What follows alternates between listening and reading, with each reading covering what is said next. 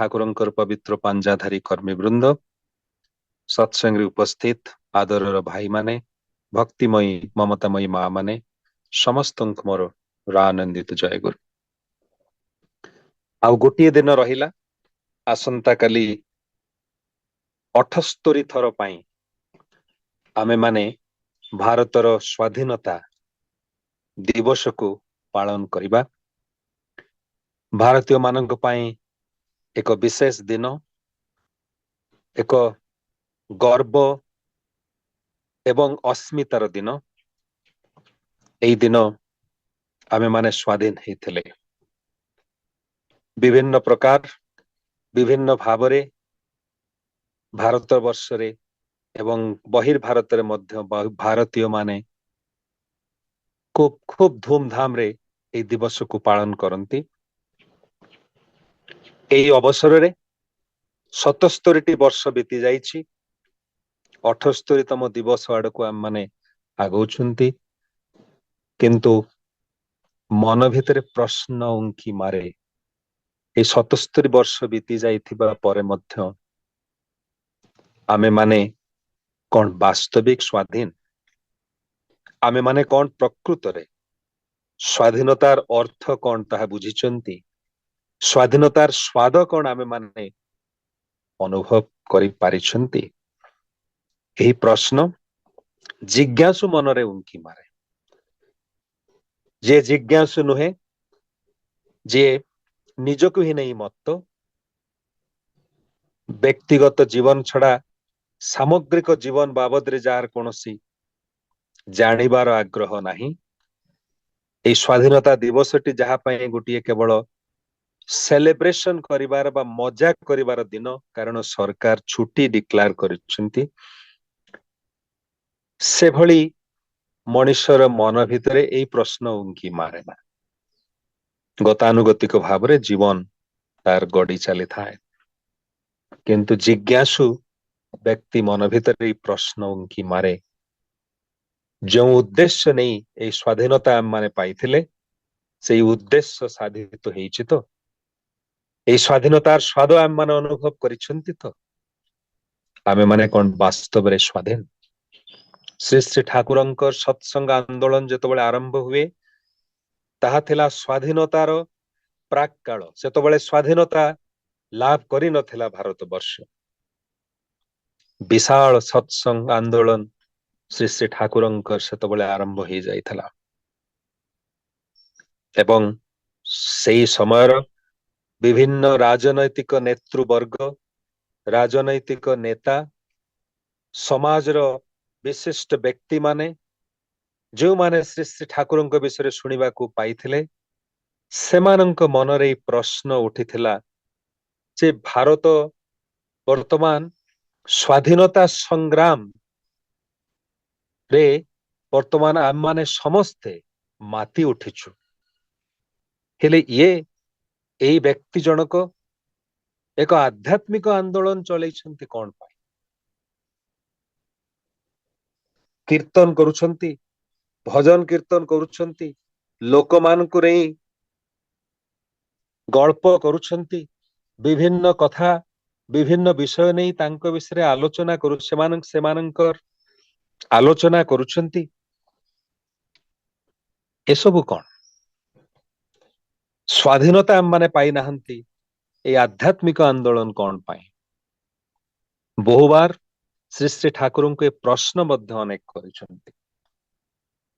ସ୍ୱାଧୀନତାର କିଛି ବର୍ଷ ପୂର୍ବରୁ କିଛି ରାଜନୈତିକ ନେତା, ଯେଉଁମାନେ ଏକ ସ୍ୱାଧୀନତା ଆନ୍ଦୋଳନ ବିଷୟକ ଏକ ସଭାରେ ଭାଷଣ ଦେବା ପାଇଁ ଆସିଥିଲେ, ସେମାନେ ଏହି ସଭାରେ ଯୋଗ ଦେବା ପୂର୍ବରୁ ଶ୍ରୀ ଶ୍ରୀ ଠାକୁରଙ୍କର କଥା ଶୁଣିବାକୁ ପାଆନ୍ତି ଏବଂ ତାଙ୍କୁ ଦର୍ଶନ କରିବା ପାଇଁ ସତ୍ସଙ୍ଗ ଆଶ୍ରମ ହିମାୟତପୁରରେ ଆସି ପହଞ୍ଚନ୍ତି। ପାବନା ସହରରେ ପରଦିନ ତାଙ୍କର ସ୍ୱାଧୀନତା ଆନ୍ଦୋଳନକୁ ନେଇ ଯେଉଁ ସାଧାରଣ ସଭା ତାର ଆୟୋଜନ ହବାର ଅଛି, ଶ୍ରୀ ଶ୍ରୀ ଠାକୁରଙ୍କ ସହ କଥୋପକଥନ ଆରମ୍ଭ ହୁଏ। କଥା ଛଳରେ ସେ ନେତାମାନଙ୍କ ଭିତରୁ ଜଣେ ନେତା ପ୍ରଶ୍ନ କରନ୍ତି, ଆଜ୍ଞା, ଭାରତ ବର୍ଷରେ तीव्र गति रे विथ ग्रेट इंटेंसिटी आमे माने स्वाधीनता आंदोलन स्वाधीनता पाई संग्राम आरंभ कर दीचु। ए आंदोलन वर्तमान विशाल काय ही उठी आपणकर जो आध्यात्मिक कथा खूब भल कथा हेले एटा कौन किछि दिन अपेक्षा करि परिबो नाही। आध्यात्मिकता तो हेई पारिबो आध्यात्मिक तत्व मनीष पाखरे तो आपण परिवेषण करि पारिबे हेले वर्तमान सबुठारु गुरुत्वपूर्ण जहा ताहा तो होछि भारत स्वाधीन हबा। आपण मध्य जदि आपणकर भक्त मंडली को नहीं एई स्वाधीनता आंदोलन रे जोग दियन्ते ताहले भल हुअंता। देश स्वाधीन हो तापरे आपण आपणकर आध्यात्मिक अभियान जारी रखिबे। श्री श्री ठाकुर कहले आपण माने तो खूब बड़ बड़ नेता आपणको भली ज्ञान तो मो पाखरे नाही प्रश्न गोटे पचारि पारे आपणको। नेता जनक कहले आज्ञा हाँ पचारंतु। श्री श्री ठाकुर कहले आपण एई जे पराधीन भारतर कथा कहउछंती स्वाधीनतार कथा कहउछंती मते टिके कहि पारिबे आमे माने एई पराधीन हेले काहेकी स्वाधीनता आनिबा ठीक अछि हेले स्वाधीनता माने हरई बसिले कोन पाए कि। नेता जनक कहिले साम्राज्यवादी मानकर चक्रांत हेतु ब्रिटिश साम्राज्यवादी सेमानकर चक्रांत हेतु आम माने आज पराधीन। श्री श्री ठाकुर पचारिले साम्राज्यवादी मानकर चक्रांतर शिकार आम माने हेले कोन पाए। नेता जनक कहिले आम मानक भितरे एकता नथिला सेइथिपाई मानकर चक्रांतर शिकार हेले। ठाकुर कहले आम माने एकता हरैले कोन पाई। नेता जनक टिकिए चिंता करी कहिले आम मानकर जातीय चरित्रर दुर्बलता हेतु आमे माने परस्पर भितरे संगति एकता हरई बसिले। श्री श्री ठाकुर कहिले भाबी देखंतु तो आपण कहउछंती जातीय चरित्रर दुर्बलता सेइथिपाई माने ऐक्य हरई बसिले संगति हरई बसिले। एई जातीय चरित्र कोन सुधुरी जाइछि। स्वाधीनता तो आपण माने आनिबा पई लागिछंती स्वाधीनता तो आसीबो किंतु कोन ग्यारंटी अछि जे स्वाधीनता को आमे माने धरि रखि पारिबा। जदि जातीय चरित्र जहा दुर्बल ही जाइछि से दुर्बल चरित्र को जदि सबल न करा जाए ताहले स्वाधीनता पाई मध्य न पाइला भली हबो। ए स्वाधीनतार मूल्य कौन। जातीय चरित्र दुर्बल हेछि तार कारण कौन। श्री श्री ठाकुर कहिबाकु लागिले तार कारण होछि व्यक्ति चरित्र दुर्बल हे जाइछि। व्यक्ति को नहीं तो समष्टि व्यक्ति को नहीं तो जाति एवं देश। आज यदि जातीय चरित्र दुर्बल तार अर्थ भारत वर्ष रे ए महान भारत वर्ष रे ए पवित्र भारत वर्ष रे हजार हजार लक्ष लक्ष व्यक्तिंकर व्यक्तिगत जीवन दूषित हो जाइछि सेमानंकर चरित्र दुर्बल हो जाइछि। ताहाई तो मोर ए आध्यात्मिक आंदोलनर उद्देश्य ए मनीषर चरित्र को सजाड़ी दबा मनीष तैयारी करिबा। आपण माने कोन भाबुछंती ताहा करिबा बिना स्वाधीनता पाइबा संभव हबो बा स्वाधीनता पाई से स्वाधीनता को आम माने धरी रखि पारिबा बा से स्वाधीनतार किछि मूल्य आम मानक पाखरे रहिबो। नेता माने से दिन थिले निरुत्तर उत्तर खोजिबाकु चेष्टा करुथिले बुझिबाकु चेष्टा करुथिले। श्री श्री ठाकुरंकर कथा गुड़िकर गुरुत्व केते। श्री श्री ठाकुर तांकर गुटे बाणी रे कहिसंती राजनीति बा राष्ट्रनीति जदि धर्मेर आपुरनी ना होय आपोषणी ना होय अस्ति वृद्धिर धृति ना होय তা কিন্তু ছন্ন বিক্ষোভ করে রাষ্ট্র ব্যষ্টিকে বিনাশের দিকেই পরিচালিত করে থাকে। এই ধর্মনীতি ହଉ এই ରାଜନୀତି ହଉ ରାଷ୍ଟ୍ରନୀତି ହଉ ଯେକୌଣସି ନୀତି ହଉ ତାହା ଯଦି ଧର୍ମର ଆପୂରଣୀ ନ ହେଲା, ଧର୍ମକୁ ଯଦି ପୋଷଣ ନ କଲା, ଅସ୍ଥି ବୃଦ୍ଧିର ଧୃତି ଯଦି ତାହା ନ ହେଲା, ଶ୍ରୀ ଶ୍ରୀ ଠାକୁର କହୁଛନ୍ତି ତାହା ବ୍ୟକ୍ତିକୁ, ସମାଜକୁ, ରାଷ୍ଟ୍ରକୁ ବିନାଶ ଆଡକୁ ହିଁ ନେଇ ଚାଲେ। ବିନାଶ ପାଇବା ଛଡା ଆଉ କୌଣସି ବାଟ ନଥାଏ। ଶ୍ରୀ ଶ୍ରୀ ଠାକୁର କହୁଛନ୍ତି ଇଣ୍ଡିପେଣ୍ଡେନ୍ସ ର ଅର୍ଥଟା କଣ? ସାଧାରଣ ଭାବେ ଯେତେବେଳେ ଆମମାନେ କହନ୍ତି ଇଣ୍ଡିପେଣ୍ଡେନ୍ସ ବା ସ୍ୱାଧୀନତା, ସେତେବେଳେ ଆମମାନେ ଭାବନ୍ତି ମୁଁ କାହାର ଅଧୀନ ନୁହେଁ, ମୁଁ ନିଜ ଦ୍ୱାରା ପରିଚାଳିତ, ମୁଁ ମୋ ନିଜ ଜୀବନର ମାଲିକ, ମୁଁ ହିଁ ନିର୍ଦ୍ଧାରଣ କରେ କିଭଳି ଭାବରେ ମୋର ଜୀବନ ପରିଚାଳିତ ହେବ। କାହାର ଅଧୀନ ମୁଁ ନୁହେଁ, କାହାର କଥା ଶୁଣିବାର ଆବଶ୍ୟକତା ମୋ ପାଇଁ ନାହିଁ।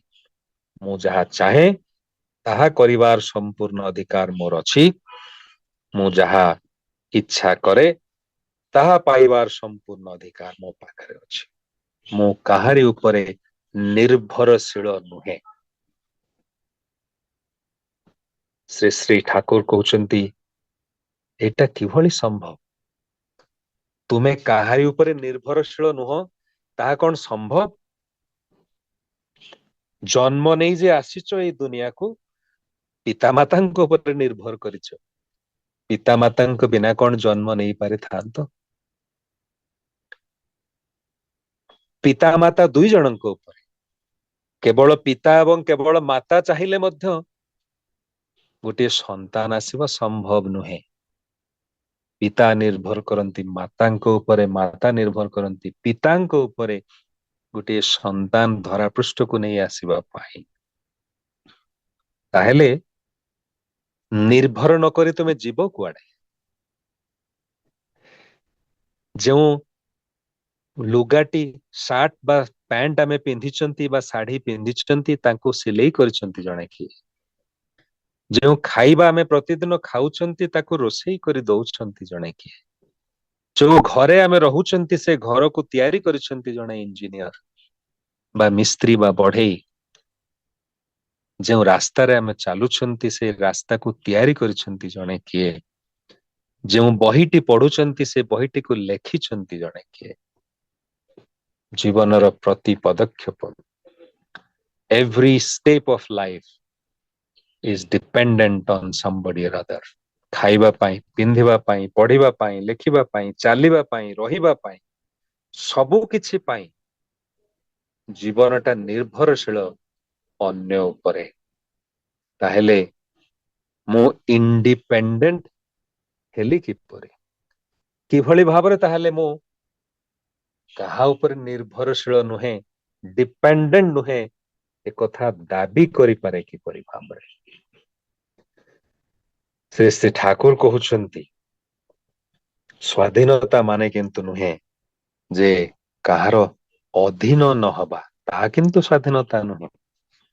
ଶ୍ରୀ ଶ୍ରୀ ଠାକୁର ସ୍ୱାଧୀନତାର ଅର୍ଥ ବୁଝେଇ ଦେଇ କହୁଛନ୍ତି ଯେ ସମ୍ବିତି ଗ୍ରନ୍ଥରେ 148 ନମ୍ବର ବାଣୀରେ ଶ୍ରୀ ଶ୍ରୀ ଠାକୁର କହୁଛନ୍ତି ଯେଉଁଥିରେ ସ୍ୱର ଧରା ରହିଛି ସେଇଥିରେ ହିଁ ହେଉଛି ସ୍ୱର ଅଧୀନତା।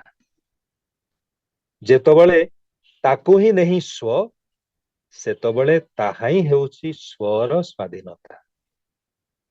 ତାହେଲେ ପାରସ୍ପରିକ ସକ୍ରିୟ ସହଯୋଗିତା ବିନା ସ୍ୱାଧୀନତା ହୁଏ ନା। ଯେତେବେଳେ ବ୍ୟଷ୍ଟି ବା ସମଷ୍ଟି ପାରସ୍ପରିକ ସହଯୋଗିତା ପୂର୍ଣ୍ଣ, ସେତେବେଳେ ହିଁ ସେ ବା ସେମାନେ ସ୍ୱାଧୀନ। ଠାକୁର କହୁଛନ୍ତି ସ୍ୱାଧୀନ ହେଲା, ସ୍ୱାଧୀନତାର ଅର୍ଥ ହଉଛି ସ୍ୱର ଅଧୀନ, ଯାହା ଭିତରେ ଯାହା ସ୍ୱକୁ ଧରି ରଖେ। ସ୍ୱ ଭିତରେ ଅଛି ସତ୍ତା, ଏକ୍ଜିଷ୍ଟେନ୍ସ, ଅସ୍ତିତ୍ୱ। ଯାହା ଅସ୍ତିତ୍ୱକୁ ଧରି ରଖେ ତାହା ହିଁ ସ୍ୱାଧୀନତା। এই অধীনতা শব্ଦ ଭିତରେ ଅଛି ଧାରଣ କରିବା, ଅର୍ଥାତ୍ ଯାହା ଅସ୍ତିତ୍ୱକୁ ଧାରଣ କରେ।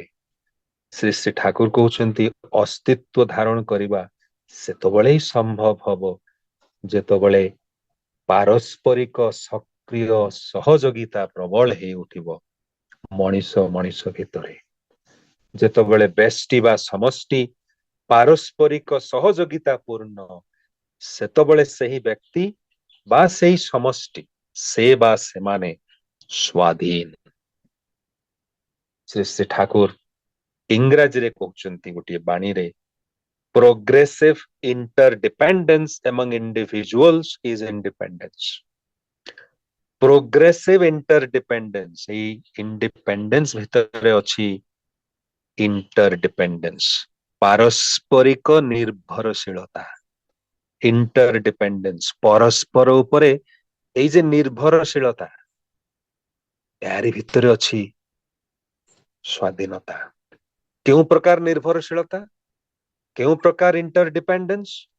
ଠାକୁର କହୁଛନ୍ତି ପ୍ରୋଗ୍ରେସିଭ ଇଣ୍ଟରଡିପେଣ୍ଡେନ୍ସ, ଏକ ବିକାଶମୁଖୀ ପାରସ୍ପରିକ ସହଯୋଗିତା। ସେଇ ସହଯୋଗିତା, ଯେଉଁ ସହଯୋଗିତା ବିକାଶମୁଖୀ, ପ୍ରଗତିମୁଖୀ, ଯାହା ମଣିଷକୁ ବିକାଶ ଆଡକୁ, ଉନ୍ନତି ଆଡକୁ, ପ୍ରଗତି ଆଡକୁ ଯାହା ନେଇଯାଏ, ସେଇ ହଉଛି, ସେଇ ଇଣ୍ଟରଡିପେଣ୍ଡେନ୍ସ ହଉଛି ବିଶେଷ ଭାବରେ ଇଣ୍ଡିପେଣ୍ଡେନ୍ସ। ତା ଛଡା ଇଣ୍ଡିପେଣ୍ଡେନ୍ସ ବୋଲି ଆଉ କିଛି ନାହିଁ। ଯୋଉମାନେ କହନ୍ତି ଯେ ସ୍ୱାଧୀନତାର ଅର୍ଥ ହଉଛି ନିଜର ଅଧୀନ ହେବା, ଆଉ କାହାର ଅଧୀନ ନହେବା, ଆଉ କାହା ଉପରେ ନିର୍ଭରଶୀଳ ନହେବା, ଶ୍ରୀ ଶ୍ରୀ ଠାକୁର সেই বিষয়ে কহুଛନ୍ତି অবাধ ভালো করতে পারাই স্বাধীনতা কয়ে, উচ্ছৃঙ্খলের প্রশ্রয় দেওয়া স্বাধীনতা নয়। যে কেবল কহে ମୁଁ କାହାରି ଉପରେ ନିର୍ଭରଶୀଳ ନୁହେଁ, କାହାକୁ ମାନିବାକୁ ମୁଁ ଚାହେଁ ନା, ମୁଁ ହଉଛି ମୋ ନିଜର ଇଚ୍ଛାର ଅଧୀନ, ଯାହା ମୁଁ ଚାହେଁ ତାହା ମୁଁ କରିପାରେ, ମୋର ପିତା ମାତାଙ୍କୁ ମୋର ମାନିବା ଦରକାର ନାହିଁ, ବିଦ୍ୟାଳୟରେ ଶିକ୍ଷକଙ୍କୁ ମାନିବା ଦରକାର ନାହିଁ, ଗୁରୁ ଆଚାର୍ଯ୍ୟଙ୍କୁ ମାନିବା ଦରକାର ନାହିଁ, କାରଣ ମୁଁ କାହା ଉପରେ ନିର୍ଭରଶୀଳ ନୁହେଁ, ମୁଁ ହଉଛି ନିଜର ଅଧୀନ, ନିଜର ଇଚ୍ଛାର ଅଧୀନ। ସେ ଠାକୁର କହୁଛନ୍ତି ସେଟା ହଉଛି ଉଚ୍ଛୃଙ୍ଖଳତାର ପ୍ରଶ୍ରୟ ଦେବା। ସେତେବେଳେ ମଣିଷ ଉଚ୍ଛୃଙ୍ଖଳ ହେଇ ଉଠେ, ସେତେବେଳେ ସ୍ୱାଧୀନତା ତାହା ହୁଏ ନା। ସ୍ୱାଧୀନତା ହଉଛି ତାହା ଯେତେବେଳେ ଅବାଧ, ବିନା ବାଧାରେ, ବିନା ଅବଷ୍ଟ୍ରକ୍ସନରେ, ୱିଦାଉଟ୍ ଅବଷ୍ଟ୍ରକଲ୍ସ, ଯେତେବେଳେ ମଣିଷ, ବ୍ୟଷ୍ଟି ବା ସମଷ୍ଟି ଭଲଟାକୁ ସାଉଁଟି ନେଇପାରେ, ଅବାଧ ଭାବରେ ଭଲକୁ ହିଁ କରିପାରେ। ଯେଉଁ ସମାଜରେ, ଯେଉଁ ରାଷ୍ଟ୍ରରେ, ଯେଉଁ ଦେଶରେ ତାହା সম্ভব, সেই দেশ ହିଁ স্বাধীন। অবাধ ভালো করতে পারাই স্বাধীনতা কয়ে, উচ্ছৃঙ্খলের প্রশ্রয় দেওয়া স্বাধীনতা নয়। অর্থাৎ সহজ ସରଳ ଭାବରେ ଶ୍ରୀ ଶ୍ରୀ ଠାକୁର ବୁଝେଇ ଦେଇଛନ୍ତି এই ସ୍ୱାଧୀନତାର ଅର୍ଥଟା କଣ। ଜଣେ ଭାଇ ଶ୍ରୀ ଶ୍ରୀ ଠାକୁରଙ୍କୁ ପ୍ରଶ୍ନ ପଚାରୁଛନ୍ତି ବ୍ୟକ୍ତିଗତ ସ୍ୱାଧୀନତା ଆସେ କିପରି? ଶ୍ରୀ ଶ୍ରୀ ଠାକୁର କହୁଛନ୍ତି ଆତ୍ମସମର୍ପଣ, ସରେଣ୍ଡର। ଆମମାନଙ୍କର ବୁଝିବା, ସ୍ୱାଧୀନତାକୁ ନେଇ ବୁଝିବାର କଥା ହଉଛି ଯେଥିରେ ସରେଣ୍ଡରର ପ୍ରଶ୍ନ ନାହିଁ, କାହା ପାଖରେ ଆତ୍ମସମର୍ପଣ କରିବାର ପ୍ରଶ୍ନ ନାହିଁ। ଶ୍ରୀ ଶ୍ରୀ ଠାକୁର କହୁଛନ୍ତି ତାର ଓଲଟା, ବ୍ୟକ୍ତିଗତ ସ୍ୱାଧୀନତା ଆସେ ଆତ୍ମସମର୍ପଣରୁ। ଗୋଟିଏ କଥାରେ ଅସ୍ଖଳିତ ଇଷ୍ଟ ନିଷ୍ଠା ନହେଲେ ବ୍ୟକ୍ତିଗତ ସ୍ୱାଧୀନତା ଆସିବ ନାହିଁ। କାରଣ ପ୍ରବୃତ୍ତି ତୁମକୁ ଟୁକୁରା ଟୁକୁରା କରି ପକେଇବ। କେତେବେଳେ ତୁମେ କାମର ଅଧୀନ, କେତେବେଳେ ତୁମେ କ୍ରୋଧର ଅଧୀନ, କେତେବେଳେ ତୁମେ ଦଣ୍ଡର ଅଧୀନ, କେତେବେଳେ ତୁମେ ଘୃଣାର ଅଧୀନ, କେତେବେଳେ ତୁମେ ଆଉ କୌଣସି ପ୍ରବୃତ୍ତିର ଅଧୀନ। ଯେତେବେଳେ ଯିଏ ତୁମର ଅଧିପତି, ଅର୍ଥାତ୍ ଯେଉଁ ପ୍ରବୃତ୍ତି ତୁମର ଅଧିପତି, କାମ, କ୍ରୋଧ, ମଦ, ଲୋଭ, ମୋହ, ମାଶ୍ଚର୍ଯ୍ୟ, ଯିଏ ଯେତେବେଳେ ତୁମର ଅଧିପତି, ତାର ନିୟମ ଅନୁଯାୟୀ ତୁମେ ଠିକ ସେହିଭଳି ଅନ୍ୟ ପର କି କଥା ତୁମେ ନିଜେ ହିଁ ଠିକ କରିପାରିବ ନାହିଁ। ତୁମେ କେତେବେଳେ କଣ ହେଇ ଠିଆ ହବ ନିଜେ ହିଁ ବୁଝିପାରିବ ନାହିଁ। ଏଇଭଳି ପରାଧୀନ ଅବସ୍ଥା ଆଉ କଣ କି ହେଇପାରେ? ଏଇଭଳି ଯୋଉ ପରାଧୀନ ଅବସ୍ଥା, ଏହାର ଦୁର୍ଦ୍ଦଶା ଆଉ କଣ ହେଇପାରେ? ଆଉ କିଭଳି ଅଧିକା ହେଇପାରେ? ସେଇଥିପାଇଁ କହେ ଆତ୍ମସମର୍ପଣ ଦରକାର। ଏଇ କାମ, କ୍ରୋଧ, ମଦ, ଲୋଭ, ମୋହ, ମାଶ୍ଚର୍ଯ୍ୟ ମାନଙ୍କର ଅଧୀନ ହବା ଅପେକ୍ଷା ଇଷ୍ଟଙ୍କର ଅଧୀନ ହବା କଣ ମଙ୍ଗଳ ନୁହେଁ? ଇଷ୍ଟ ହଉଛନ୍ତି ଚିର ମଙ୍ଗଳମୟ। ଇଷ୍ଟଙ୍କର ଅଧୀନତାରେ ସତ୍ତାର ସ୍ୱାଧୀନତା ଗଜେଇ ଉଠେ। ପ୍ରକୃତି, ପ୍ରକୃତ ବ୍ୟକ୍ତିତ୍ବ ଗଜେଇ ଉଠେ। ଇଷ୍ଟଙ୍କୁ ଧରି ବ୍ୟକ୍ତିର ପ୍ରବୃତ୍ତି ଗୁଡିକ ଇଣ୍ଟିଗ୍ରେଟେଡ ହୁଏ।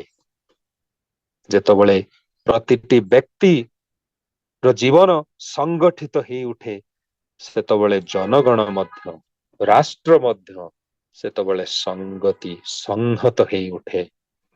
ପ୍ରତି ପ୍ରତ୍ୟେକକୁ ପରିପୂରଣ କରି ସେ ଠାକୁର କେତେ ସୁନ୍ଦର ଭାବରେ ଏଇ ସ୍ଵାଧୀନତାର ମୂଳ କଥା ହିଁ ବୁଝେଇ ଦେଇଛନ୍ତି, ଯାହାର ପଛରେ ଅଛି ଆତ୍ମସମର୍ପଣ। କାରଣ ଯଦି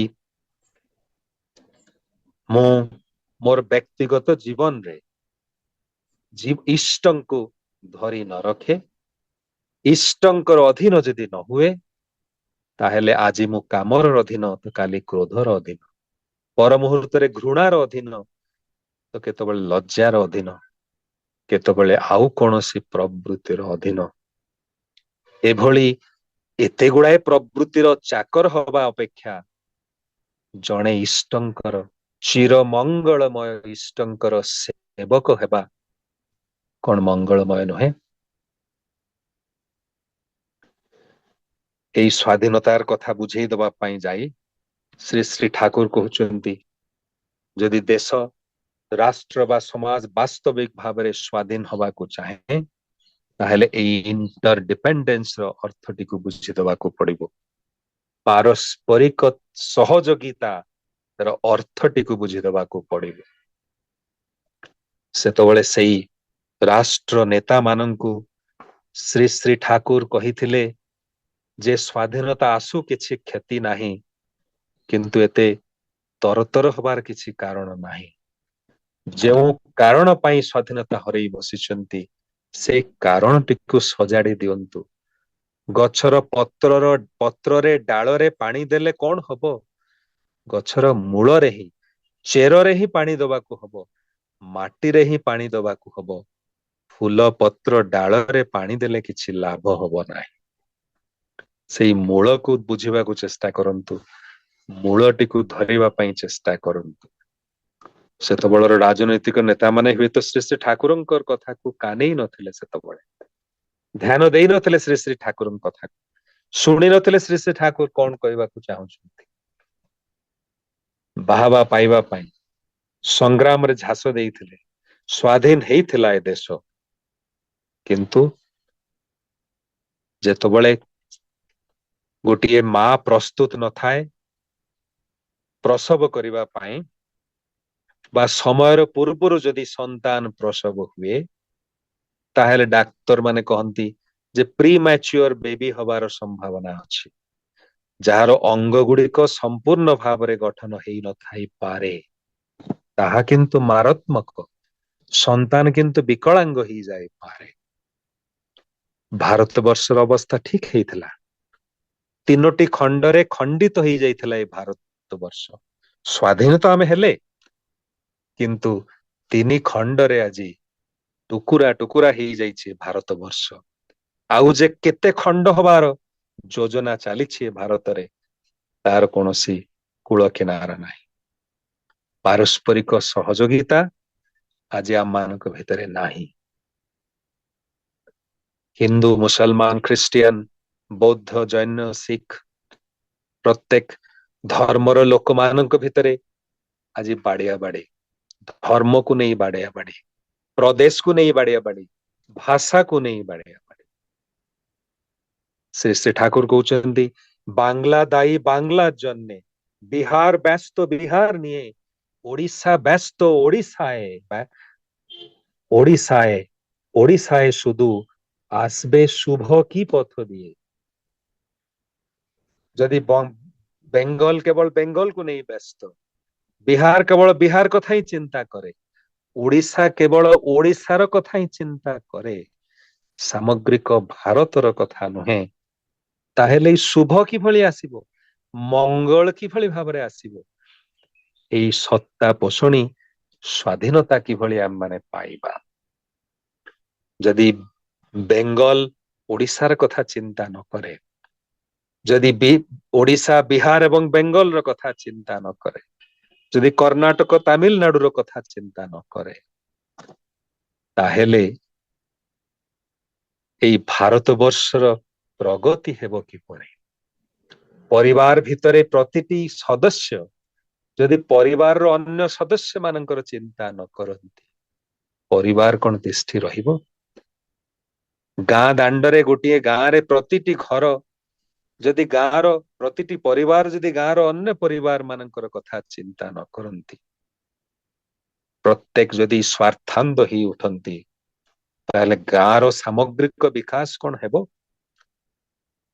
भारत वर्ष रे प्रतिटी राज्य जदि प्रतिटी राज्यर स्वार्थ ही न उठंती, ताहेले भारत वर्ष कौन वास्तविक स्वाधीन हो पारिबो। श्री श्री ठाकुर को मनीष पचार भक्त पचारुचंती एई जे पारस्परिक सहयोगिता कथा आपण कहउचंती, इंटर डिपेंडेंस कथा कहउचंती, अन्यर अन्य प्रति पारस्परिक सहयोगिता कथा कहउचंती। ठाकुर निज कथा बुझिबा को तो समय नाही, निज परिवार कथा बुझु बुझु तो समय जाउछि, आउ अन्यर कथा बुझिबा को समय काहे। आपण जहा कहउचंती भल कथा तो कहउचंती, हेले निजर ते अभाव असुविधा, निज घरे एते समस्या, आउ अन्य परिवार कथा बुझिबी केतबेले, एटा कोन संभव। एटा गोटे तत्व कथा ही पारे, प्रैक्टिकल किंतु नुहे। श्री श्री ठाकुर कहउचंती पागल, पारस्परिक सहयोग बिना बंची रहिबा कोन संभव। ठाकुर कहउचंती पारस्परिक सहयोगिता इंटर डिपेंडेंस ता जदि बुझिबा को चाह, ताहले निजर देह शरीर आड़कू नजर दियो, नजर दियो तुम शरीर विधान को। एई शरीर भितरे केते सहस्र कोष अछि, हजार हजार टिश्यू अछंती आ भितरे, अनेक अंग प्रत्यंग ऑर्गन्स आ भितरे अछंती। एई शरीर भितरे हमको जहा कहा जाए biological systems, respiratory system, digestive system, circulatory system, ये सब सिस्टम गुड़िक मध्य अछि। भाबी देखो एई शरीरर प्रतिटी अंग आउ अन्यान्य अंग ऊपर निर्भरशील, एवं प्रतिटी अंग अन्य अंग सह तार संपूर्ण सहयोगिता। जदि सर्कुलेटरी सिस्टम हमर रेस्पिरेटरी सिस्टम को ऑक्सीजन सप्लाई न करे, ताहले हमर निश्वास प्रश्वास नवा बंद हो जिवो। यदि मनुष्यर ब्रेन बा मस्तिष्क हार्ट को निर्देश न दिए हार्ट बीट जारी रखिबा पाई, ताहले हार्ट बीट मध्य बंद हो जिवो। एई मनुष्यर जो ब्रेन ताकू प्रोटेक्शन देउछंती मनुष्य, जो जहा को कहा जाए आम मुंडर जो हाड़ गुड़िक जहा को आम स्कल कहते, स्कल रो जो हाड़ गुड़िक मस्तिष्क को सुरक्षा दे आमर सबुठारु जहा गुरुत्वपूर्ण अंग ब्रेन ताकू बंचई रखती, ताकू प्रोटेक्शन दे थांती। हाड़ गुड़िक मस्तिष्क को रक्षा करती। एई मस्तिष्क निर्धारित करे केउ हाड़ गुड़िक किभଳି भाबरे प्लेस्ड हे बैलेंस्ड वे रे रही पारिबे ଯାହା ଫଳରେ ଆମର ଉଠିବା ବସିବା ଚାଲିବା ସମ୍ଭବ ହବ। ମସ୍ତିଷ୍କ ନିର୍ଭର କରେ ହାଡ ଉପରେ, ହାଡ ନିର୍ଭର କରେ ମସ୍ତିଷ୍କ ଉପରେ। ମଣିଷର ଶରୀରର ସମସ୍ତ ଅଙ୍ଗ ପ୍ରତ୍ୟଙ୍ଗ ଗୋଟିଏ ଆଉ ଗୋଟିଏ ଉପରେ ନିର୍ଭରଶୀଳ, ପରସ୍ପରର ସହଯୋଗିତାରେ ସବୁ ସମୟରେ ଲାଗି ରହିଥାନ୍ତି। ଶ୍ରୀ ଠାକୁର ଅନୁକୂଳ ଚନ୍ଦ୍ର ଗୋଟିଏ ସୁନ୍ଦର ଉଦାହରଣ ଦେଇ କହୁଛନ୍ତି, ଧରିନିଅ ତୁମର କପାଳରେ, ତୁମର ଫୋର ହେଡରେ ଗୋଟିଏ ମଶା ଆସି ବସିଲା, ତୁମର ଡାହାଣ ହାତଟି ଚାଲି ଯାଉଛି ମଶାଟିକୁ ଘୋଡେଇ ଦବା ପାଇଁ। ମଶାଟି ଚାଲିଗଲା, ପୁଣି ଆସି ବସିଲା କପାଳ ଉପରେ, ହାତ ପୁଣି ଚାଲିଗଲା ତାକୁ ଘୋଡେଇ ଦବା ପାଇଁ।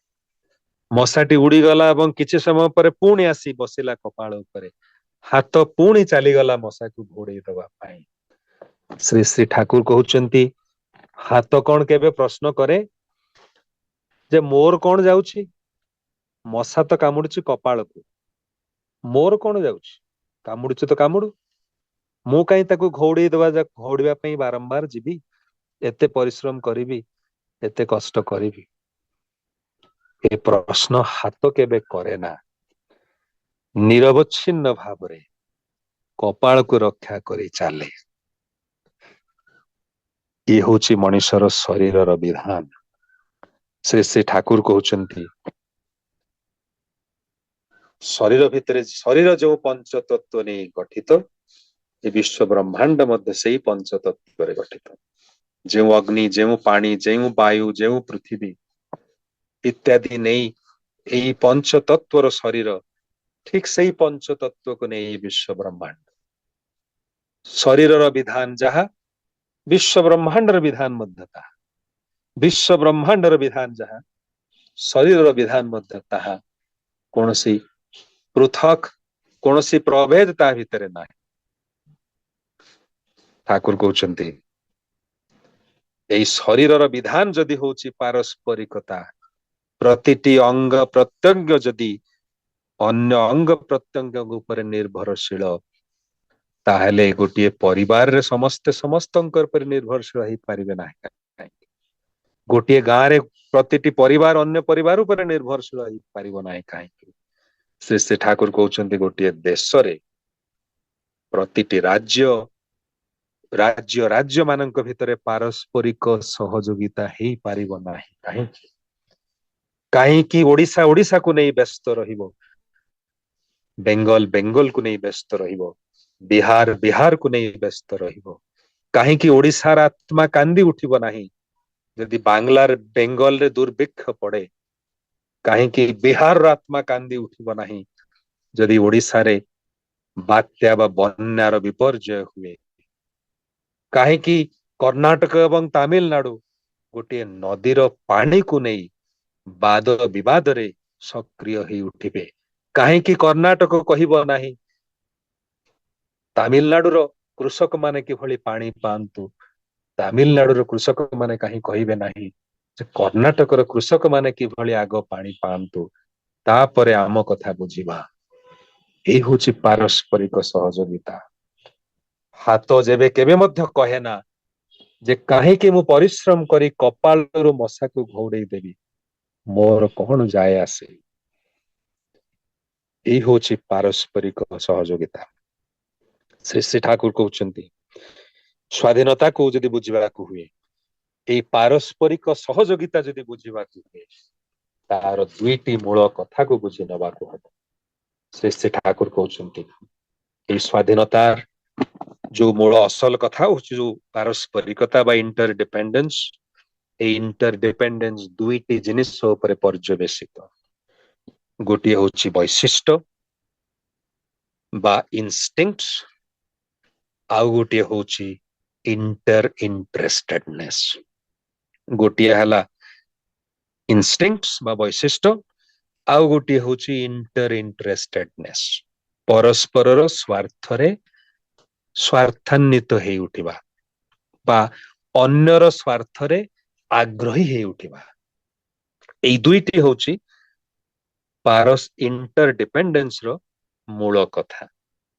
ସେ ଠାକୁର କହୁଛନ୍ତି, ଦୁଇଟି କଥା ବୁଝିବା ପାଇଁ, ଇନଷ୍ଟିଂକ୍ଟ ବୈଶିଷ୍ଟ୍ୟ ଏବଂ इंटर इंटरेस्टेडनेस एई दुईटी कथा बुझिबा पई तुमानंकु पुणी शरीर आड़कू नजर दबाकू पड़िबो। वैशिष्ट अर्थात विशेष भावरे जहा स्थित वैशिष्टर आउ गोटी अर्थ होची विशिष्टता जहा श्री श्री ठाकुर कहिसंते जेउ गुण गुड़िक मो भितरे विशेष भावरे स्थित ता होची मोर वैशिष्ट जो गुण गुड़िक आपणक भितरे विशेष भावरे स्थित ता हैला आपणकर वैशिष्ट। नाकर काम हला निश्वास प्रश्वास नेबा कानर काम हला शुणिबा। कानर विशिष्टता होची शुणिबा श्रवण करिबा नाकर विशिष्टता होची आघ्राण करिबा एवं निश्वास प्रश्वास। श्री श्री ठाकुर कहउचंती शरीर विधान रे कान नाकर काम करेना किंबा पाटीर काम करेना। कान कहेना मु खाइबी एक कथा कहेना, पाटी कहेना मु शुणिबी। अर्थात शरीर विधान भितरे प्रतिटी अंग निजर वैशिष्ट अनुଯାयी काम करते। केही काहार काम करिबा पई चाहेना करिबा पई चेष्टा करेना केही काहा काम रे दखल दिए ना निजर वैशिष्ट अनुଯାयी मनुष्य माने निज निज प्रतिटी अंग निज निजर काम करी चली थांती परस्पर सहयोगिता सह। कान पाटी को सहज साहाଯ୍य करे पाटी नाक को साहाଯ୍य करे इत्यादि इत्यादि किंतु केही काहा काम रे दखल दियंती नाही। श्री श्री ठाकुर कहउचंती आदर्श देश को बा राष्ट्र को एक स्वाधीन राष्ट्र को एक कथाटा बुझी नबा को हेबो जे समाज व्यवस्था भितरे वैशिष्ट माफिक काम समस्ते करिबा उचित। जदि पारस्परिक सहयोगिता बजाय रखिबा को चाहो इंटर डिपेंडेंस जदि बजाय रखिबा को चाहो ताहेले एई वैशिष्टता को बुझी नबा को हबो। श्री श्री ठाकुर गुटे बाणी रे कहउचंती वैशिष्ट माफिक श्रम करार उपरेई वर्णाश्रमेर मानदंड प्रतिष्ठित। पारस्परिक सहयोगे इष्टमुखीन उच्चाधिगमन एई होउची एक आदर्श समाज व्यवस्थार मूल कथा। श्री श्री ठाकुर कहउचंती जे भारत वर्ष रे एई वर्णाश्रम व्यवस्थाटा एते सबल थिला जोथि पाए भारत वर्ष एक प्रगतिशील देश ही ठिया हेतिला। एई वर्णाश्रम व्यवस्था मूल कथा होची वैशिष्ट। वैशिष्ट होची ताहा जा हो मनुष्यर विशेष गुण। श्री श्री ठाकुर कहउचंती प्रत्येक होउचंती विशिष्ट केही काहा सह समान नुहंती। गोटिए कुकुर आउ गोटे कुकुर परे नुहे गोटिए मनीष आ गोटे मनीष परे नुहे गोटिए गछ आ गोटिए गछ परे नुहे। पणस गछरे पिजुली हुए ना मंदार गछरे गोलाप हुए ना। मंदार और गोलाप कथा छाड़ी दियंतु धला मंदार गछरे लाल मंदार हुए ना कारण प्रत्येक होउचंती विशिष्ट unique distinct special. Shri Shri Thakur कहउचंती गछ आ गछा कथा छाड़ी दियो गोटिए गछर दीटा पत्र मध्य एका भली हुए दीटा मनीष एका भली हेबे किपरि दीटा मनीष मध्य एका नुहंती समस्ते स्वतंत्र। पुणी ठाकुर कहउचंती एई समजातीय वैशिष्टर गुच्छ को नहीं होची वर्ण एका प्रकार गुण कैरेक्टरिस्टिक्स गुणावली जो गुच्छ बा समष्टि भितर देखिबा को मिले सेई समष्टि को कहा जाए वर्ण। वर्ण हला रंग जेमती सबु रंग अलगा अलगा सेमती सबु वर्णर विशेषत्व मध्य अलगा सेई भली भाबरे ब्राह्मण क्षत्रिय वैश्य शूद्र इत्यादि विभिन्न वर्ण এই ବର୍ଣ୍ଣାଶ୍ରମର ବ୍ୟବସ୍ଥା ଭିତରେ ଶ୍ରୀ ଶ୍ରୀ ଠାକୁର କହୁଛନ୍ତି ବର୍ଣ୍ଣାଶ୍ରମ ମଣିଷ ତିଆରି ନୁହେଁ, ସୃଜନ ପ୍ରକ୍ରିୟାରେ এই ବର୍ଣ୍ଣର ସୃଷ୍ଟି। କାରଣ ଈଶ୍ୱର ପ୍ରତ୍ୟେକଙ୍କୁ ବିଶିଷ୍ଟ କରି ତିଆରି କରିଛନ୍ତି ଏବଂ ସମଜାତୀୟ ବିଶିଷ୍ଟ କେତେ ଗୁଡିଏ ସମଜାତୀୟ ଏଇ ବିଶିଷ୍ଟତାର ଗୁଚ୍ଛକୁ ନେଇ ହଉଛି ବର୍ଣ୍ଣ। ଠାକୁର କହୁଛନ୍ତି ଯୋଉମାନେ କହନ୍ତି ଅର୍ଥେର ମାନଦଣ୍ଡେର ଉପର ବର୍ଣ୍ଣାଶ୍ରମ ପ୍ରତିଷ୍ଠିତ ତାରା ଭ୍ରାନ୍ତ, ସେମାନେ ହଉଛନ୍ତି ଭ୍ରାନ୍ତ, ସେମାନେ ହଉଛନ୍ତି ବୋକା, ଯୋଉମାନେ କହନ୍ତି ଯେ ଅର୍ଥର ମାନଦଣ୍ଡ ଉପରେ ବର୍ଣ୍ଣାଶ୍ରମ ପ୍ରତିଷ୍ଠିତ, ଯୋଉମାନେ କହନ୍ତି ଯେ ଏଇ ବର୍ଣ୍ଣାଶ୍ରମ ଭିତରେ ଅର୍ଥର ମାନଦଣ୍ଡ ଅଛି, ଉଚ୍ଚ ବର୍ଣ୍ଣ ଯାହାର ସେ ଅଧିକ ଧନୀ, ନିଚ୍ଚ ବର୍ଣ୍ଣ ଯିଏ ସିଏ ଗରିବ, ଏଇ କଥା ଯୋଉମାନେ କହନ୍ତି ସେମାନେ ହଉଛନ୍ତି ଭ୍ରାନ୍ତ। অর্থের মানদণ্ডের উপর বর্ণাশ্রম প্রতিষ্ঠিত যারা ভাবে তারা ভ্রান্ত, বৈশিষ্ট্য মাফিক শ্রম করার উপরেই বর্ণাশ্রমের মানদণ্ড প্রতিষ্ঠিত। এই ବର୍ଣ୍ଣାଶ୍ରମର ମାନଦଣ୍ଡ ଅର୍ଥ ଉପରେ ପ୍ରତିଷ୍ଠିତ ନୁହେଁ, ବୈଶିଷ୍ଟ୍ୟ ମାଫିକ ଶ୍ରମ କରିବା ଉପରେ ହଉଛି ବର୍ଣ୍ଣାଶ୍ରମର ମାନଦଣ୍ଡ ପ୍ରତିଷ୍ଠିତ। এতে ধনিক শ্রমিক সমস্যা ছিল না, সমস্ত শ্রমিকই ধনিক, সমস্ত ধনিকই ଧନିକ ଶ୍ରମିକ। ଶ୍ରୀ ଶ୍ରୀ ଠାକୁର କହୁଛନ୍ତି ଯେତେବେଳେ ବର୍ଣ୍ଣାଶ୍ରମ ବ୍ୟବସ୍ଥା ଭାରତବର୍ଷରେ ପ୍ରଚଳିତ ଥିଲା ସେତେବେଳେ ଏଇ ଶ୍ରମିକ ଧନିକର ସମସ୍ୟା ନଥିଲା, କିଏ ବଡ କିଏ ଛୋଟ ଏଇ ସମସ୍ୟା ନଥିଲା। ଧନିକ ଥିଲା ଶ୍ରମିକ, ଶ୍ରମିକ ବି ଥିଲା ଧନିକ। ଅର୍ଥାତ ଯିଏ ଶ୍ରମିକ ସେ ବୈଶ୍ୟ ହଉ ବା ଶୂଦ୍ର ହଉ ନିଜର ଶ୍ରମର ବଳଭୂତ ଦେଇ ଶ୍ରମର ନିଜର ତାର ଯୋଉ ଶ୍ରମ କରିବା ମାଧ୍ୟମରେ ଅର୍ଥ ଉପାର୍ଜନ କରି ସେ ମଧ୍ୟ ଧନୀ ହେଇପାରୁଥିଲା। ଯିଏ ଥିଲା ଧନୀ ସେ ମଧ୍ୟ ଶ୍ରମିକ ଭଳି ପରିଶ୍ରମ କରୁଥିଲା। ରାଜପୁତ୍ର ମଧ୍ୟ ଗୁରୁ ଆଶ୍ରମକୁ ଯାଇ ଗୁରୁକୂଳରେ ରହି ସେତେବେଳେ ସବୁ ବର୍ଣ୍ଣର ପିଲାମାନଙ୍କ ଭଳି ସେ ମଧ୍ୟ ଶ୍ରମ କରୁଥିଲେ ଗୁରୁ ଆଶ୍ରମରେ। ଯେ ଧନୀ ବ୍ୟକ୍ତି ସେ କେବଳ ଆରାମରେ ରହୁଥିଲେ ସେ କଥା ନୁହେଁ, ସେମାନେ ମଧ୍ୟ ଶ୍ରମ କରୁଥିଲେ। ଯେ ଶ୍ରମିକ ସେ ମଧ୍ୟ ସେ ଯେ ଗରିବ ଥିଲା ତା ନୁହେଁ, ସେ ମଧ୍ୟ ଧନୀ ହେଇପାରୁଥିଲା। କିନ୍ତୁ ଫରକ ଥିଲା ଏତିକି ସମସ୍ତେ ନିଜ ନିଜ ବୈଶିଷ୍ଟ୍ୟ ନେଇ କାମ କରୁଥିଲେ। ଯେ ପଣ୍ଡିତ ବା ବ୍ରାହ୍ମଣ ସେ ବି ଚେଷ୍ଟା କରୁଥିଲେ ଯେ ସମାଜର କିଭଳି ମଙ୍ଗଳ ହେବ, ପ୍ରତିଟି ମଣିଷ ଭିତରେ ଆଧ୍ୟାତ୍ମିକ ଭାବ କିଭଳି ଜାଗ୍ରତ ହେବ, ସମସ୍ତେ କିଭଳି ଈଶ୍ୱରମୁଖୀ ହେବେ, ସେଇ ଜ୍ଞାନ ସେମାନେ ବିତରଣ କରି ମଣିଷ ଭିତରେ ଚୈତନ୍ୟର ଉଦୟ କରୁଥିଲେ। ଯୋଉମାନେ କ୍ଷତ୍ରିୟ ଥିଲେ ସେମାନେ ଚିନ୍ତା କରୁଥିଲେ ସମାଜକୁ କିଭଳି ରକ୍ଷା କରାଯାଇପାରେ, ରାଷ୍ଟ୍ରରେ ପ୍ରତିଟି ମଣିଷକୁ କିଭଳି ସେମାନେ ସୁରକ୍ଷା ଦେଇପାରିବେ, ଶତ୍ରୁଙ୍କ ଆକ୍ରମଣରୁ କିଭଳି ମଣିଷକୁ ବଞ୍ଚେଇ ପାରିବେ, ସେମାନେ ସେଇ ଚିନ୍ତାରେ ରହୁଥିଲେ। ରାଜକୀୟ କୌଣସି ବିଳାସ ବେଶନରେ ସେମାନେ ରହୁନଥିଲେ। ରାଜାର ବୈଶିଷ୍ଟ୍ୟ ଥିଲା, ସ୍ୱଭାବ ଥିଲା ପ୍ରଜାର ମଙ୍ଗଳ କିଭଳି ହେବ ସେଇ ଚିନ୍ତାରେ ନିରନ୍ତର ଲାଗି ରହିବା। ଯେ ବୈଶ୍ୟ ସେ ଚିନ୍ତା କରୁଥିଲା କିଭଳି ସୁଲଭ ମୂଲ୍ୟରେ ସୁଲଭ ଦାମରେ ମଣିଷ ତାର ଦୈନନ୍ଦିନ ଜୀବନର ଯାହା ପ୍ରୟୋଜନ ତାହା ପାଇପାରେ। ଇଣ୍ଡଷ୍ଟ୍ରି, ବିଜନେସ, କମର୍ସ, ଟ୍ରେଡ ଏଇ ସବୁ ନେଇ ସେମାନେ ମାତି ରହୁଥିଲେ। କିଭଳି ସ୍ୱଳ୍ପ ମୂଲ୍ୟରେ ସବୁଠାରୁ ସୁନ୍ଦର ସବୁଠାରୁ ମୂଲ୍ୟବାନ ବସ୍ତୁ ସେମାନେ ମଣିଷ ସମାଜରେ ପାଇପାରନ୍ତି, ସେଇ କଥା ସେମାନେ ଚିନ୍ତା କରୁଥିଲେ। ନିତ୍ୟ ପ୍ରୟୋଜନୀୟ ଦ୍ରବ୍ୟ କିଭଳି ମଣିଷ ପାଖରେ ପହଞ୍ଚିପାରେ ସେ କଥା ସେମାନେ ଚିନ୍ତା କରୁଥିଲେ। ଶୂଦ୍ର ଯୋଉମାନେ ଥିଲେ ସେମାନେ ଚିନ୍ତା କରୁଥିଲେ କିଭଳି ସମାଜରେ ସମସ୍ତଙ୍କୁ ସେମାନେ ସେବା ଦେଇପାରନ୍ତି।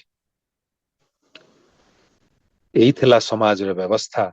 ବ୍ରାହ୍ମଣ ମାନେ ଚିନ୍ତା କରୁଥିଲେ କ୍ଷତ୍ରିୟ ବୈଶ୍ୟ ଶୂଦ୍ର ମାନଙ୍କର କଥା, ବୈଶ୍ୟ ଚିନ୍ତା କରୁଥିଲେ ବ୍ରାହ୍ମଣ କ୍ଷତ୍ରିୟ ଶୂଦ୍ରଙ୍କର କଥା, କ୍ଷତ୍ରିୟ ଚିନ୍ତା କରୁଥିଲେ ବ୍ରାହ୍ମଣ ବୈଶ୍ୟ ଏବଂ ଶୂଦ୍ରଙ୍କର କଥା।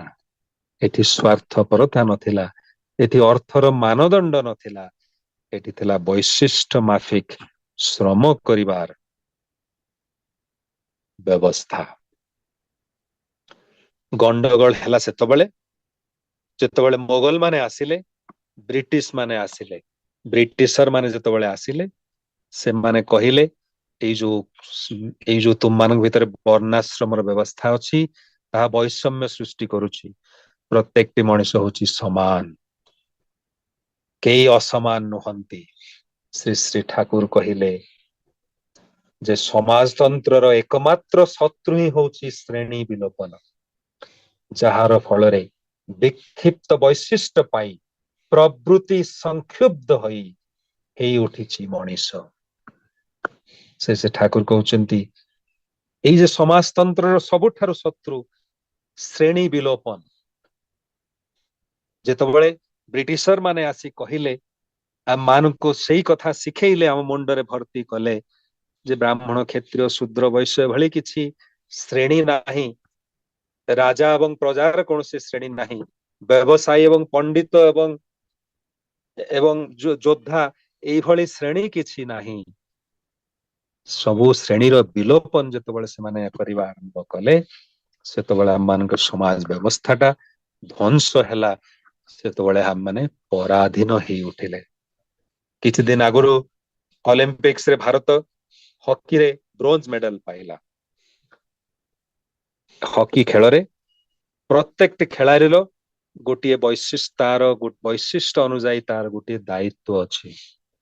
ଗୋଲକିପର ର କାମ ହେଲା ଗୋଲକୁ ରକ୍ଷା କରିବା, ଯେ ଫରୱାର୍ଡ ପ୍ଲେୟାର ତାର କାମ ହେଲା ଗୋଲ କରିବା, ଯେ ଡିଫେନ୍ସ ପ୍ଲେୟାର ତାର କାମ ହେଲା ଡିଫେନ୍ସ କରିବା, କୋଚ ର କାମ ହେଲା ପଡିଆ ବାହାରେ ରହି, କୋଚ ର କାମ ହେଲା ଖେଳାଳି ମାନଙ୍କୁ ପ୍ରଶିକ୍ଷଣ ଦବା, ଟିମର ମ୍ୟାନେଜର ର କାମ ହେଲା ଟିମର ମ୍ୟାନେଜମେଣ୍ଟ କଥା ବୁଝିବା, ରେଫ୍ରି ର କାମ ହେଲା ଖେଳକୁ ପରିଚାଳନା କରିବା। ଚିନ୍ତା କରି ଦେଖନ୍ତୁ, ଯଦି ଗୋଟିଏ ହକି ଖେଳରେ କୁହାଯାଏ କାହାର କୌଣସି ଦାୟିତ୍ୱ ନାହିଁ, ଯିଏ ଯାହା ଚାହେଁ କରିପାରେ, ଯିଏ ଯେଭଳି ଖେଳିବାକୁ ଚାହେଁ ଖେଳିପାରେ। ଦେଖାଯିବ ଗୋଲକିପର ଆଉ ଗୋଲ ପୋଷ୍ଟ ପାଖରେ ନାହିଁ, ସେ ଦୌଡ଼ିଲାଣି ଗୋଲ କରିବା ପାଇଁ। ଫରୱାର୍ଡ ପ୍ଲେୟାର ସେ ମଧ୍ୟ ଗୋଲକିପର ପଛରେ ଧାଇଁଲାଣି। ଯେ ଡିଫେନ୍ସ ପ୍ଲେୟାର ସେ ବୁଝିପାରୁନି କଣ ହବ। କୋଚ ଯିଏ ବାହାରେ ବସିବା କଥା ସେ ମଧ୍ୟ ପଡିଆ ଭିତରକୁ ଡେଇଁ ପଡିଲେଣି, ସିଏ ମଧ୍ୟ ଦୌଡ଼ିବାରେ ଲାଗିଲେଣି। ଫଳ ହଉଛି ଅରାଜକତା, ଯାହା ଆମ ଦେଶରେ ବର୍ତ୍ତମାନ ଆମମାନେ ଦେଖିବାକୁ ପାଉଛନ୍ତି। ଯଦି ସମାଜ ବ୍ୟବସ୍ଥାକୁ ରକ୍ଷା କରିବାକୁ ହୁଏ, ତାହେଲେ ଗୋଲକିପରକୁ ଗୋଲକିପର କାମ କରିବାକୁ ହବ, ଫରୱାର୍ଡ ପ୍ଲେୟାରକୁ ଗୋଲ କରିବାକୁ ହବ, ଡିଫେନ୍ସ ପ୍ଲେୟାରକୁ ଡିଫେଣ୍ଡ, ଶତ୍ରୁର ଆକ୍ରମଣରୁ ଅପୋଜିଟ କମ୍ପିଟିଟର ଯୋଉ ପ୍ଲେୟାର ତାଙ୍କର ଆକ୍ରମଣରୁ ଗୋଲ ପୋଷ୍ଟକୁ ରକ୍ଷା କରିବାକୁ ହେବ, କୋଚକୁ ପ୍ରଶିକ୍ଷଣ ଦେବାକୁ ପଡିବ, ଖେଳାଳି ମାନଙ୍କୁ ସମସ୍ତଙ୍କୁ ନିଜର କାମ କରିବାକୁ ହେବ। ବ୍ରିଟିଶର ମାନେ ଯେତେବେଳେ ଆସିଲେ, ସେତେବେଳେ ସେମାନେ କହିଲେ ତୁମେ ମାନେ ସମସ୍ତେ ଇଂରାଜୀ ପଢି ଅଫିସର ହେଇପାର। ଅଫିସର ହେଲେ ଯୋଉମାନେ ଚପରାସୀ ଶ୍ରେଣୀର ଲୋକ ସେମାନେ ତୁମକୁ ସାଲ୍ୟୁଟ କରିବେ, ସଲାମ ଠୁଙ୍କିବେ। ତୁମେ ବାବୁ ହେଇପାରିବ, ଇଂରାଜୀ ପାଠ ପଢ, ବାବୁ ହୁଅ। ବାବୁ ମାନେ ବ୍ରିଟିଶ ଆଡମିନିଷ୍ଟ୍ରେସନରେ କିରାନୀ ହବା ବା କ୍ଲର୍କ ହବା।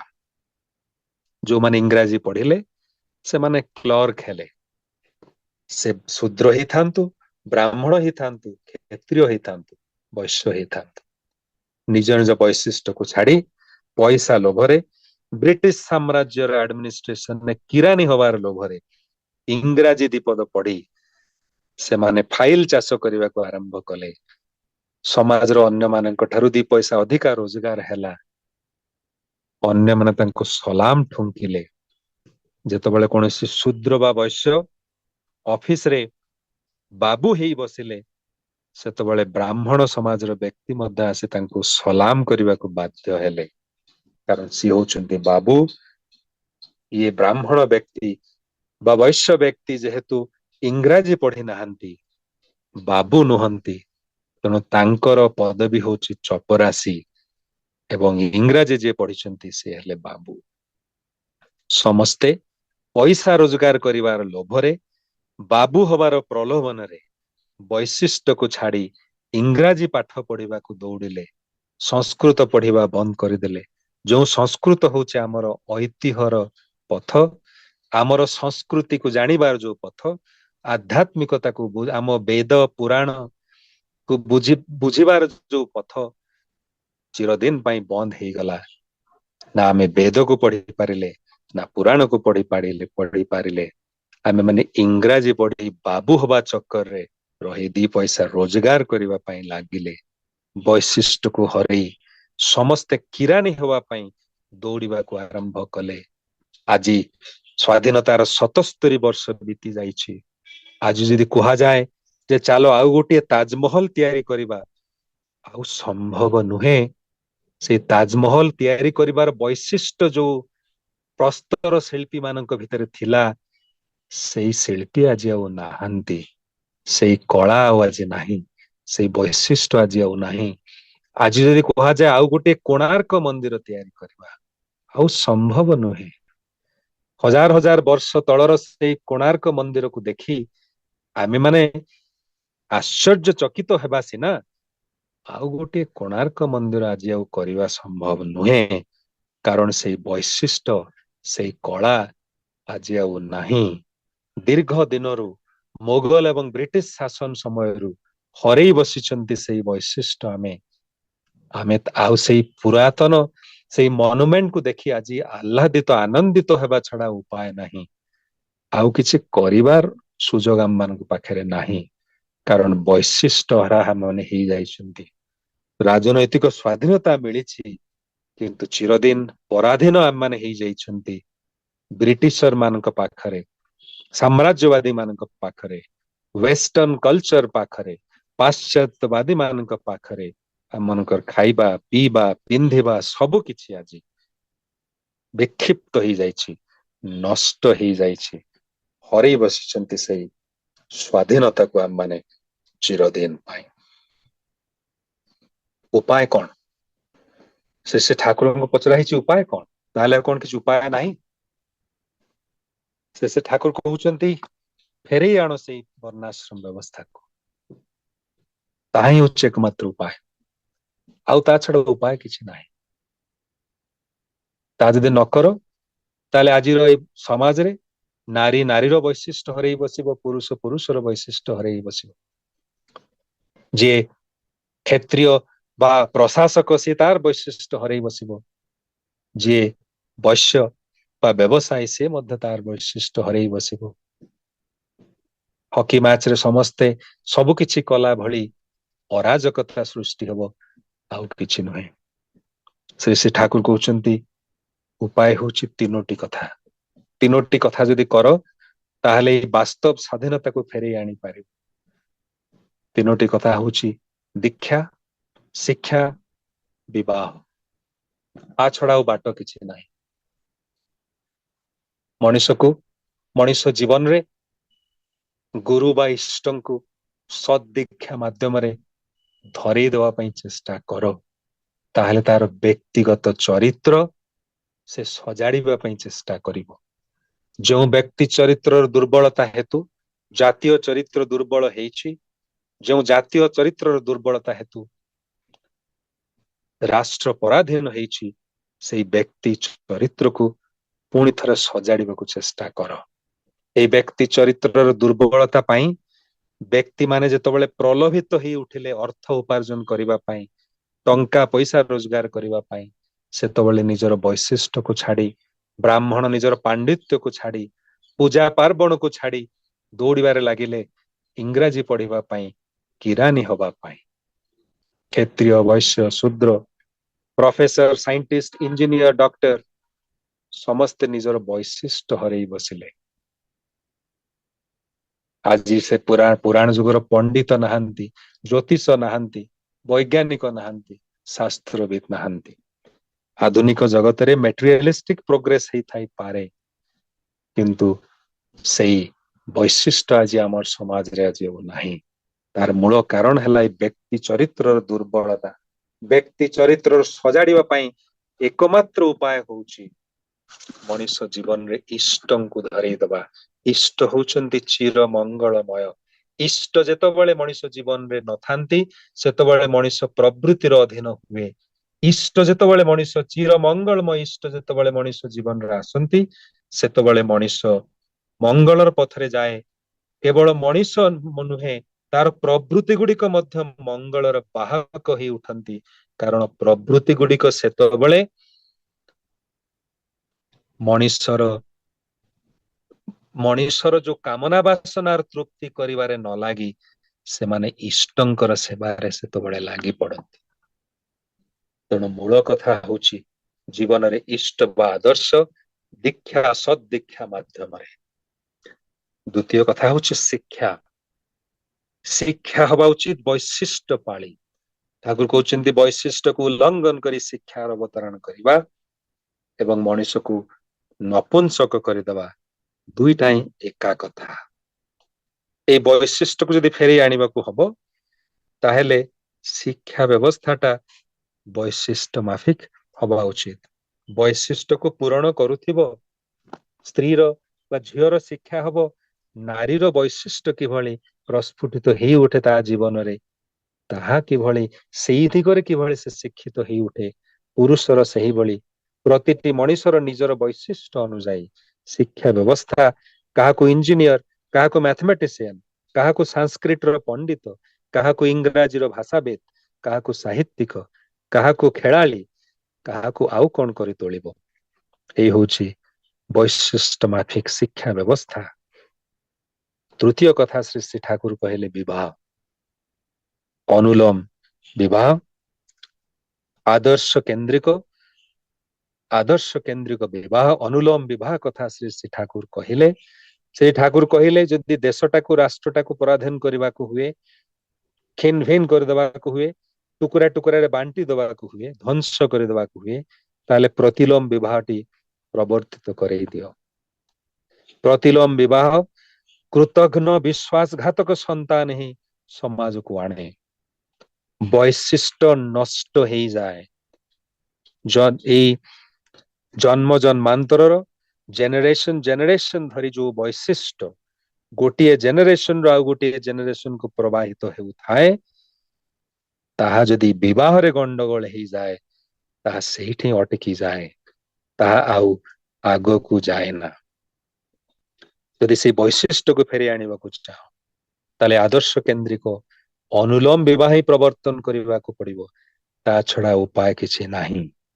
କାରଣ ସ୍ୱାଧୀନତାର ମୂଳ କଥା ହଉଛି ସେଇ ଦୁଇଟି କଥା, ଗୋଟିଏ ହଉଛି ବୈଶିଷ୍ଟ୍ୟ ବା ଇନଷ୍ଟିଙ୍କ୍ଟ, ଆଉ ଗୋଟିଏ ହଉଛି ଇଣ୍ଟର ଇଣ୍ଟରେଷ୍ଟେଡନେସ, ପରସ୍ପରର ସ୍ୱାର୍ଥକୁ ନେଇ ସ୍ୱାର୍ଥାନ୍ୱିତ ହେଇ ଉଠିବା।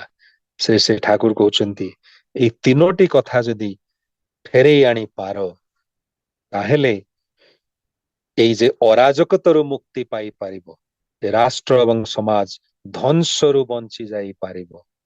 ଏଇ ଯୋଉ ତୀବ୍ର ଗତିରେ ତଥାକଥିତ ଭାବରେ ସ୍ୱାଧୀନ ଭାରତ ବର୍ଷ ତୀବ୍ର ଗତିରେ ଧ୍ୱଂସମୁଖୀ ହେଇ ଚାଲିଛି, ସେଇ ପଥରୁ ଫେରି ଆଣିପାରିବା ମାନେ ଗରିୟାନ ମହାନ ଭାରତ ବର୍ଷକୁ ପୁଣି ଥରେ ଆମମାନେ ଗରିୟାନ ହେଇ ଉଠି ପାରିବା, ଧନ୍ୟ ହେଇ ଉଠି ପାରିବ।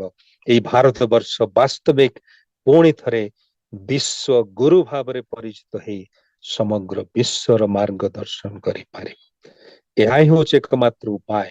ଏହା ହିଁ ହଉଛି ଆମମାନଙ୍କର ଏଇ ସ୍ୱାଧୀନତା ଦିବସର ଅବସରରେ ହେବା ଉଚିତ ଆମମାନଙ୍କର ସଂକଳ୍ପ। କାରଣ ଦେଶ ଯଦି ନ ବଞ୍ଚେ, ରାଷ୍ଟ୍ର ଯଦି ନ ବଞ୍ଚେ, ସମାଜ ଯଦି ସୁରକ୍ଷିତ ନ ହୁଏ, ତାହେଲେ ଆମର ବ୍ୟକ୍ତିଗତ ଜୀବନ, ଆମର ପରିବାର ମଧ୍ୟ ସୁରକ୍ଷିତ ରହିବା ସମ୍ଭବ ନୁହେଁ। ଏଇ ପ୍ରୟାସରେ ବର୍ତ୍ତମାନ ପରମ ପୂଜ୍ୟପାଦ ଆଚାର୍ଯ୍ୟ ଦେବ ଆମମାନଙ୍କୁ ପ୍ରୟାସୀ ହେବାକୁ କହିଛନ୍ତି। ସେ ଗୋଟିଏ କଥା କହୁଛନ୍ତି, ମଣିଷ କିଭଳି ଜୀବନରେ ଇଷ୍ଟକୁ ଗ୍ରହଣ କରୁ, ସତ୍ ମନ୍ତ୍ରରେ ଦୀକ୍ଷିତ ହଉ, ଫେରେଇ ଆଣ ମଣିଷକୁ ଏଇ ମଙ୍ଗଳର ପଥରେ। ସେ ଡିପି ୱାର୍କସ ର ମାଧ୍ୟମରେ ଶ୍ରୀ ଶ୍ରୀ ଠାକୁରଙ୍କର ସେଇ ମହାମନ୍ତ୍ରର ସତ୍ ମନ୍ତ୍ରର ପ୍ରଚାର କରିବା ଭିତରେ ଦେଇ ମଣିଷକୁ ନେଇ ଆସ ଏଇ ମଙ୍ଗଳର ପଥରେ। ଦୀକ୍ଷିତ ହଉ ମଣିଷ ସତ୍ ଦୀକ୍ଷାରେ, ତାପରେ ଶିକ୍ଷା, ତାପରେ ବିବାହ, ସଜାଡି ନିଅ ଏଇ ସବୁକୁ। ସ୍ୱାଧୀନତାର ମର୍ମ ଆମମାନେ ବୁଝିପାରିବା, ଅନୁଭବ କରିପାରିବା। ସମୟ ଅତିକ୍ରାନ୍ତ ହେଇଯାଇଛି। ଆଜି ଆଉ ବିଶେଷ କିଛି କହିବାର ନାହିଁ, କରିବାର ସମୟ ଆସିଛି। ଆସନ୍ତୁ ଆମମାନେ ପ୍ରତି ପ୍ରତ୍ୟେକ ସେ ଠାକୁର ଯାହା କହିଛନ୍ତି, ତୁମେ ତୁମର वर्तमान एवं भविष्यतर तुमर परिवार देशर एवं दशर वर्तमान एवं भविष्यत पाई तुम्हें दायी। এই কথার বাস্তবতাକୁ ଆମେ ଅନୁଭବ କରି ସେଇ ଦାୟିତ୍ୱ ନେଇ ଆମମାନେ ଦାୟିତ୍ୱବାନ ହେଇ ଉଠିବା, ତାହା ହିଁ ହଉ ଆମମାନଙ୍କର ସଂକଳ୍ପ। ଆପଣ ମାନଙ୍କର ସମସ୍ତଙ୍କର ସପରିବାର ସପରିବେଶ ମଙ୍ଗଳ କାମନା କରି ପରମ ପିତାଙ୍କର ଅତୁଳ ଚରଣରେ ପ୍ରାର୍ଥନା କରେ।